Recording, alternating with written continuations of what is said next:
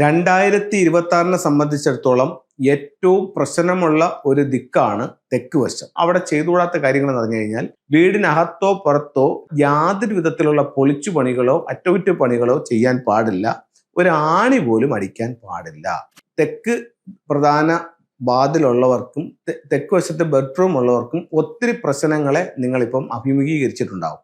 അത് വീടായാലും സ്ഥാപനമായാലും.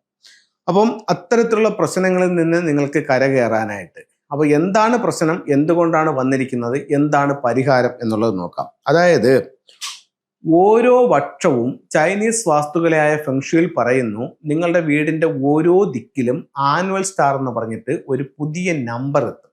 അതായത് 1 മുതൽ 9 വരെയുള്ള നക്ഷത്രങ്ങളെയാണ് നമ്പറുകൾ എന്ന് പറയുന്നത്. ആ നമ്പറുകൾ, ആ നക്ഷത്രം ഒരു നമ്പറാണ്. 9 ദിക്കിലും 9 നമ്പർ വരും. നിലവിലുണ്ട്, അത് ആ വർഷം മാറി അടുത്തത് ചേഞ്ച് ആവും. അപ്പം ഇതിൽ 5 എന്ന് പറയുന്നത് യെല്ലോ സ്റ്റാർ 5 എന്നാണ് അതിന് ഫെങ്ഷുയിൽ പറയുന്നത്. ഇത് ഏറ്റവും മോശകരമായിട്ടുള്ള ഒരു എനർജിയാണ് ഉണ്ടാക്കുന്നത്. അപ്പോൾ ഇത് വരുന്ന ദിക്കിൽ ആ ദിക്ക് മൊത്തം കുറേ നെഗറ്റീവായിട്ടുള്ള എനർജികൾ ഉണ്ടാവും എന്ന് പറയുന്നത് പോലെ ആ ദിക്ക് നമ്മൾ പോയി ഉപയോഗിക്കുമ്പോഴോ ഇരിക്കുമ്പോഴോ ആ ഒരു എനർജിയിലായിരിക്കും ഇരിക്കുന്നത്.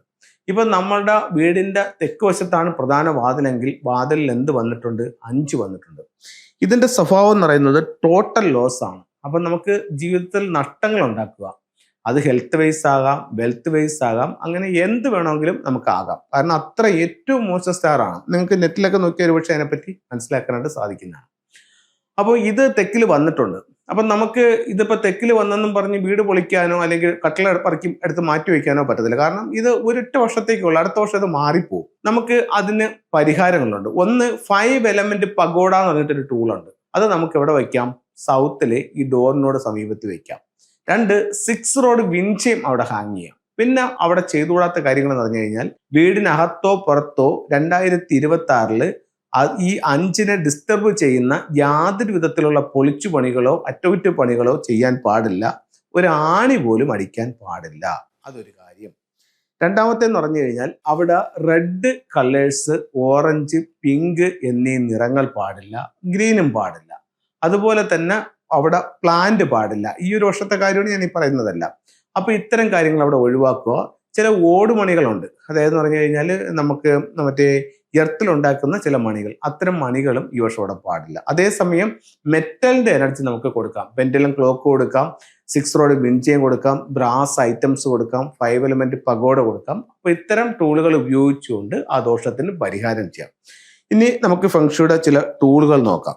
ഇത് ഫെങ്ഷുയിൽ വളരെ പ്രധാനപ്പെട്ട ഒരു ടൂളാണ് ലാഫിൻ ബുദ്ധ അഥവാ ചിരിക്കുന്ന ബുദ്ധൻ. ഇത് പ്രധാന ഡോറിൽ നിന്നും വീടിനുള്ളിലോട്ട് നോക്കിയോ അല്ലെങ്കിൽ മെയിൻ ഡോറിൽ നിന്ന് കയറി വരുമ്പോൾ കാണും വിധമോ നമുക്ക് ലാഫിൻ ബുദ്ധയെ പ്ലേസ് ചെയ്യാനായിട്ട് സാധിക്കുന്നതാണ്. അതുപോലെ തന്നെ 3 ലെഗ്ഡ് ഫ്രോഗ്, ഇത് വീട്ടിലേക്ക് സമ്പത്ത് കൊണ്ടുവരാനായിട്ട് വ്യാപകമായി ഉപയോഗിക്കുന്ന ഒരു ഫെങ്ഷു ടൂളാണ്. നല്ല റിസൾട്ടുള്ള ടൂളുകളാണ് ഇത് രണ്ടും. നിങ്ങൾക്ക് വാങ്ങിച്ച് പരീക്ഷിച്ച് നോക്കാവുന്നതാണ്. എല്ലാവർക്കും എല്ലാ ഐശ്വര്യങ്ങളും ഉണ്ടാവട്ടെ എന്ന് പ്രാർത്ഥിച്ചുകൊണ്ട് നിർത്തുന്നു.